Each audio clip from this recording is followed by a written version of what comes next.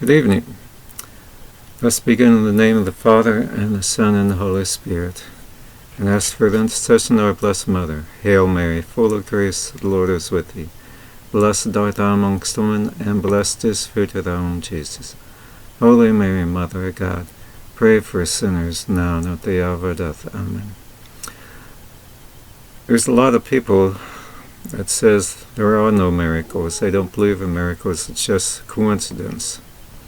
But in my life, personally, I've seen quite a few things that happen as I believe is more than a coincidence, that what you might call a miracle. I'll tell you one such incident. Years ago, my wife and I, we went to a church.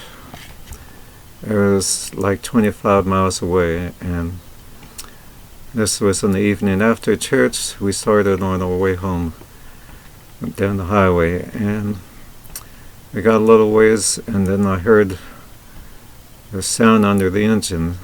I figured what it was. There was a fan belt that had broken, and I thought I might as well continue on home close as I can, so that if we do need a tow truck, it may not be quite as much. So we continued on down the road closer to home, and closer we got, the car was still running, but you could tell the lights were starting to dim a little bit. So I continued on home, and I got to town, and we had to cross a bridge. And by the time I got to the bridge, the car was starting to jerk, and the lights was really dimming. And as we got across the bridge, we started down the hill, and once the car just quit, it wouldn't run anymore. So we coasted down the hill, and a garage that we used to fix our car was right at the bottom of the hill. So we coasted down the hill without the motor running or anything, and we coasted right into the driveway of the garage where we were going, and parked the car right there at the garage. And that was kind of miraculous itself. But continue, I didn't have a phone, so I thought we'd walk home. It was kind of a bad neighborhood, but we didn't have much of a choice. I didn't have a cell phone then, so we couldn't call home. Our kids were home, they could drive, but I couldn't call them.